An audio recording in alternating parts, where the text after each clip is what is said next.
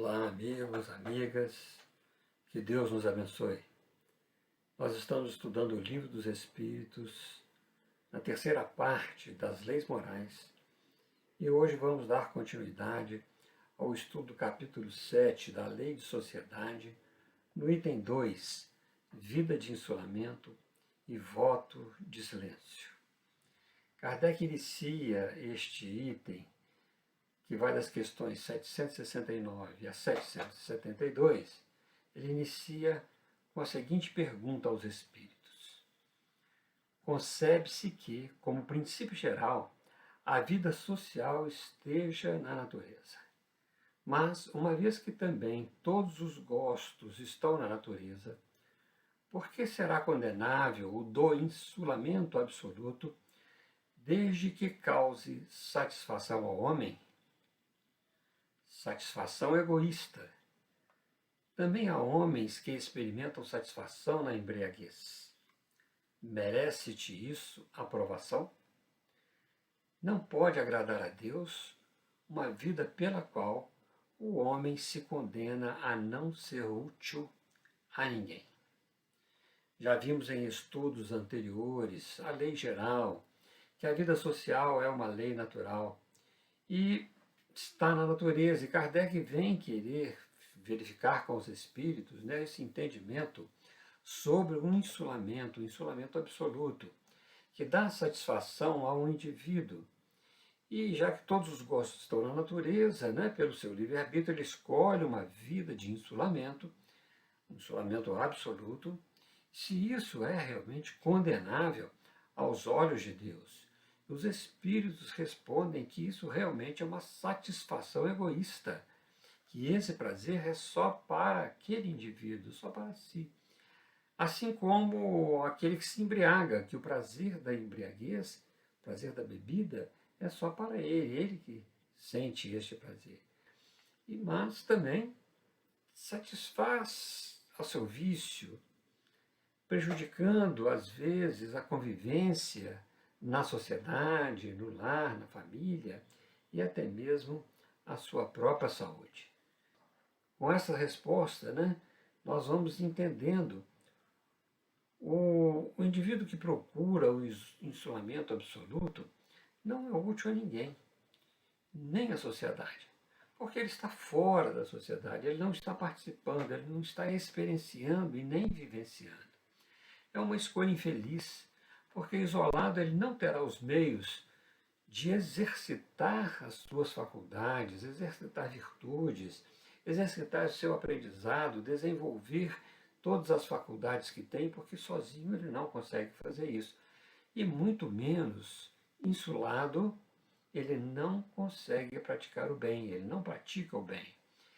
Essa é uma atitude, então, contrária à lei de Deus, que quer que uns e outros se auxiliam para que possam ir adiante na marcha do progresso.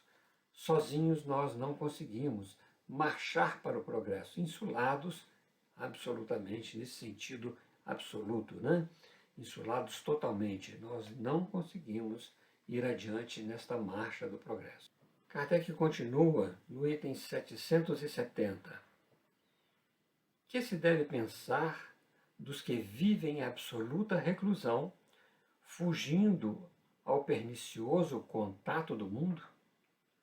Duplo egoísmo. Veja que resposta forte, Nós sabemos que o homem tem que progredir, nós temos que progredir.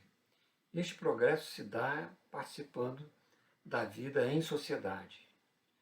Viver em reclusão, em isolamento, já é egoísmo, como nós vimos na questão anterior. Agora, ainda utilizar como desculpa que o contato com as pessoas é uma fonte de contato com os vícios, uma fonte de contato com o mal, é eximir-se de praticar o bem, de fazer o bem, de auxiliar o progresso dos semelhantes. Por esta razão, o duplo egoísmo. Nós, na realidade, estamos sujeitos aos males, expostos aos males, mas essa exposição aos males, ela é estimulante para que nós possamos exercitar a inteligência, o conhecimento, né? Para que nós possamos edificar este conhecimento em nós, fazendo bom uso das faculdades, fazendo bom uso das escolhas morais, procurando meio de evitar ser contaminado por este mal, se é que o mal contamina, se é que ele não está dentro dele. Porque se nós os tememos, devemos procurar o melhor. E nessa procura, nós exercitamos também a vontade. Porque se somos arrastados a alguma ideia, os esforços que nós fazemos para reprimir este mal já é uma virtude, já estamos exercitando a virtude. Né? Agora, os males, na realidade, eles se originam internamente. As coisas não são más, as pessoas não são más, no sentido de que elas é que fazem mal a nós. Nós é que vamos sentir ou não o mal de acordo com a nossa própria compreensão do que é o mal. O mal se origina no egoísmo, o mal se origina dentro de nós, na nossa ambição, no nosso orgulho, né? Nos excessos de toda a natureza. E isolados, nós não teríamos esse estímulo para vencer esse mal que está dentro de nós. O homem deve trabalhar, todos nós devemos trabalhar e servir para vencer esses obstáculos ao progresso. Kardec continua na letra A desta questão. Mas não será meritório esse retraimento se tiver por fim uma expiação, impondo-se àquele que o busca uma privação penosa? Fazer a maior soma de bem do que de mal constitui a melhor expiação. Evitando o mal, aquele que por tal motivo se insula cai noutro, pois esquece a lei de amor e de caridade. Kardec, então, vai buscar um motivo, né, para verificar a situação ainda desse insulamento. E quando o indivíduo se condena a uma vida de insulamento para expiar o mal que tenha praticado, ou evitar de praticar o mal que esteja no seu campo de desejo, né, como expiação, numa privação penosa, se isso na realidade constitui até mérito. E os espíritos sabiamente respondem que devemos fazer o bem, a maior soma de bem, pois fazer o bem e também evitar o mal.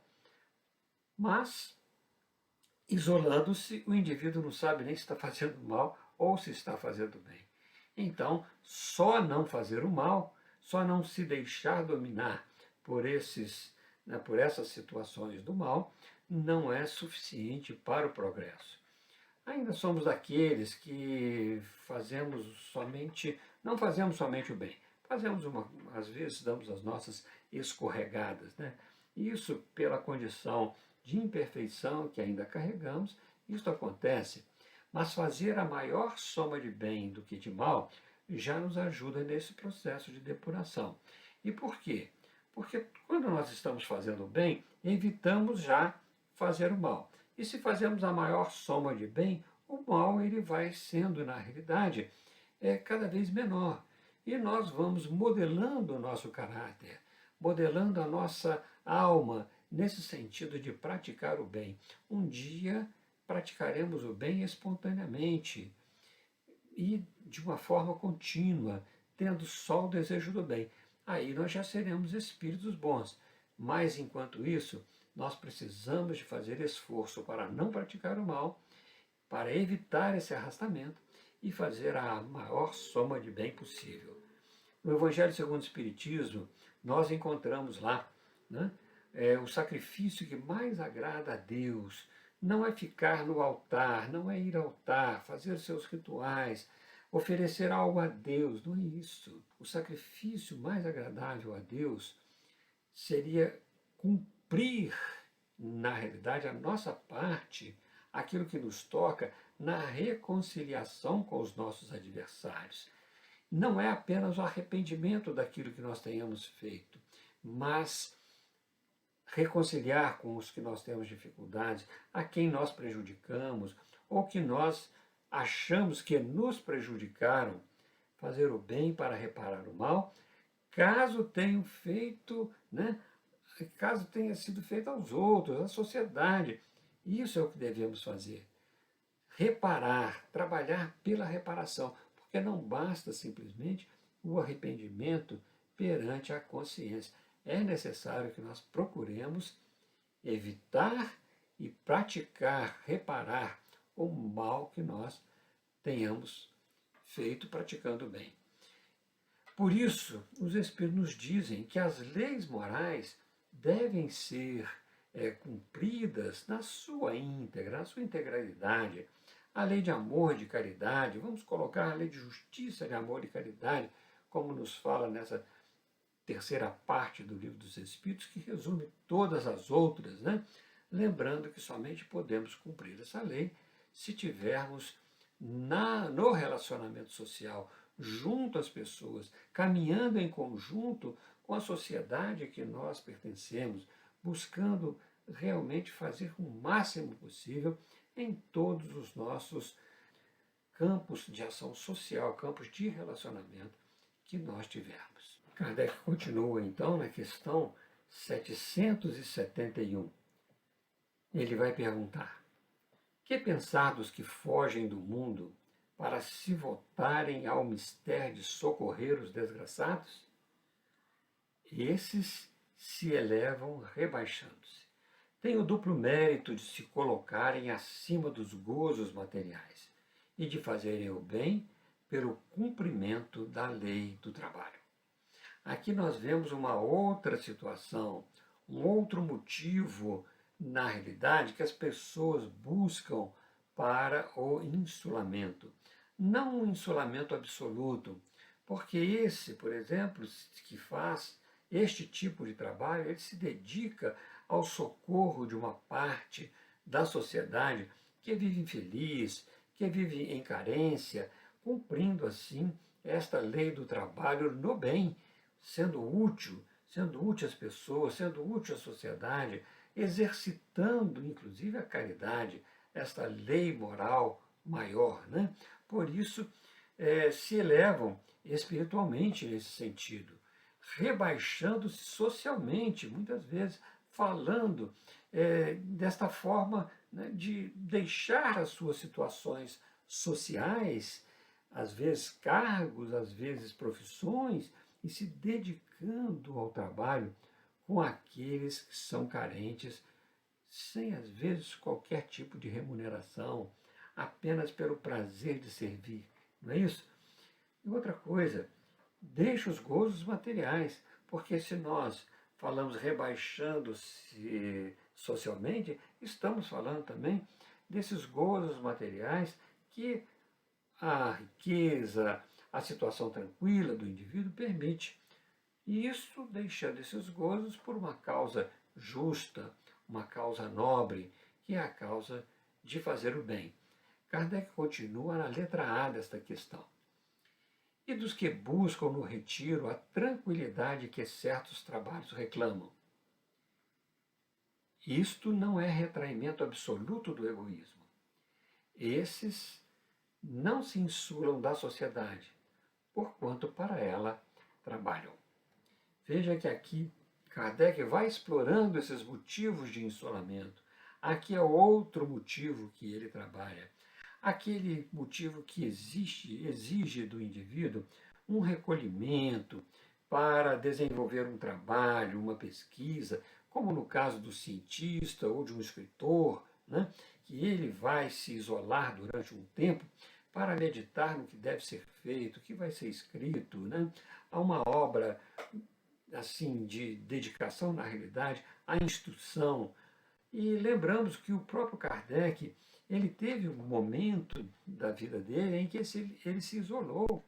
Ele se isolou em Vila Seguir para compor a grandiosa obra que se chama O Evangelho segundo o Espiritismo, que, aliás, nem o editor dele sabia que ele estava compondo esta obra.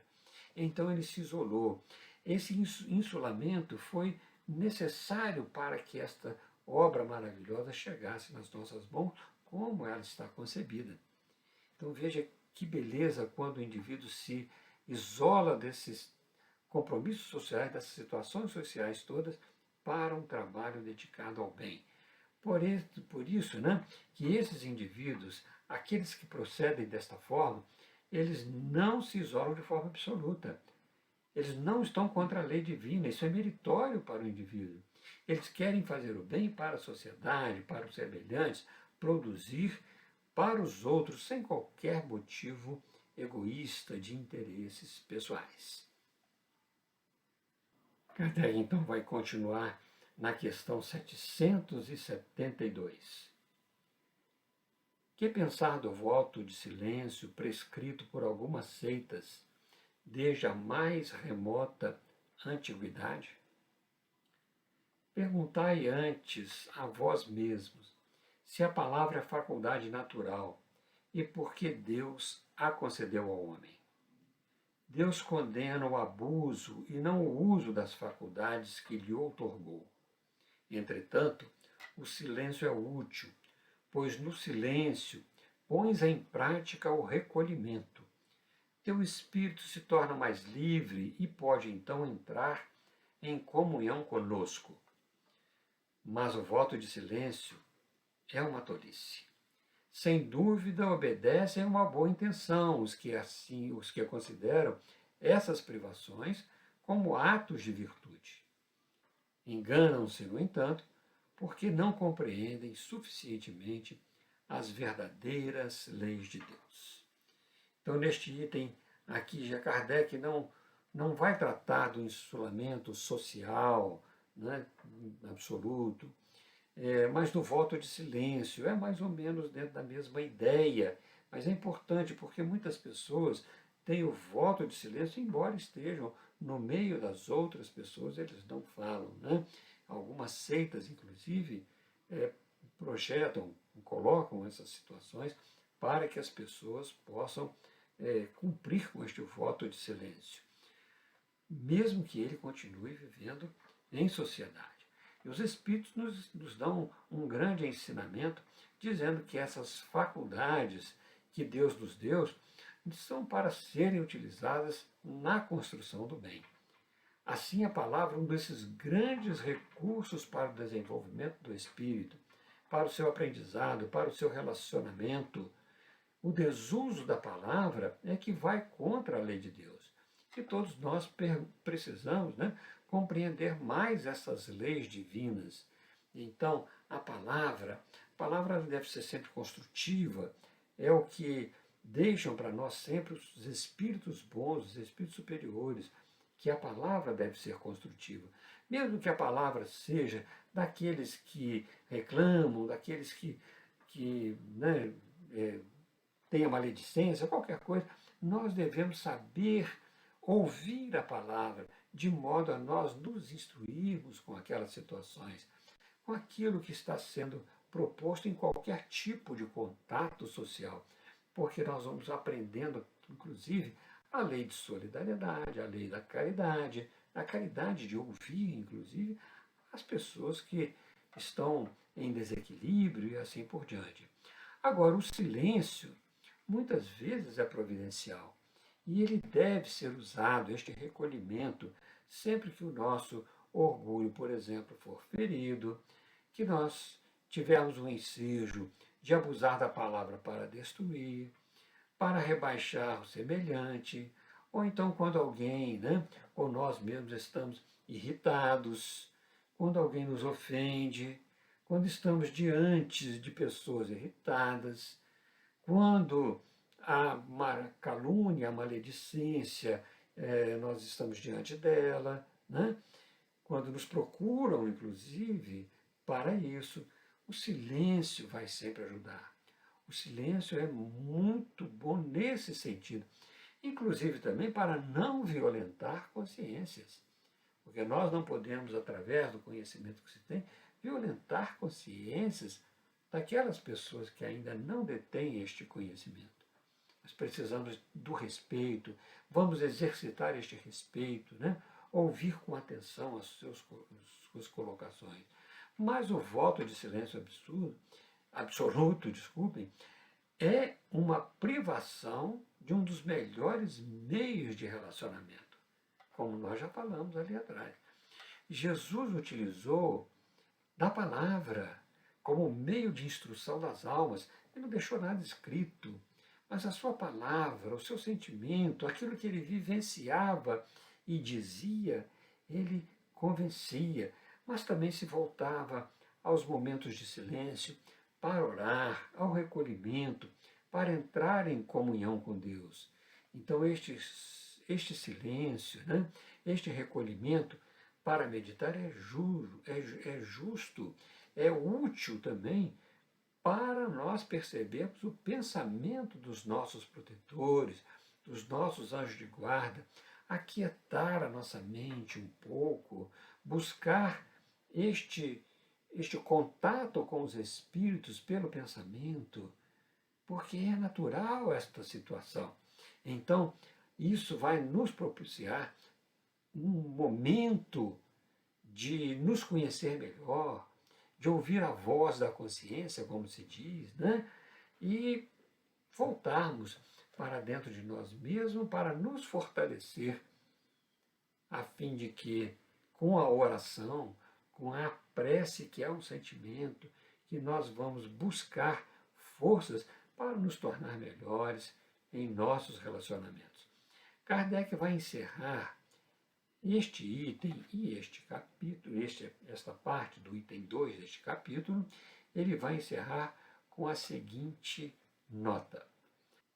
O voto de silêncio absoluto, do mesmo modo que o voto de insulamento, priva o homem das relações sociais que lhe podem facultar ocasiões de fazer o bem e de cumprir a lei do progresso. E aqui nós vamos adiantando, né, que daqui a pouco nós vamos estudar a lei do progresso. Então, sem essas relações sociais, não conseguimos o progresso. E a lei do progresso, Kardec muito bem o colocou depois da lei de sociedade. Nós vamos, por enquanto, parando por aqui, né, deixando o nosso e-mail, wkduarte@gmail.com, para um contato, para qualquer, né, coisa que vocês quiserem conversar conosco sobre isso, para nossa instrução, para trocarmos ideias sobre o melhor, a fim de que, buscando a melhor ideia, possamos também servir cada vez melhor, né? Então, o próximo estudo será sobre laços de família.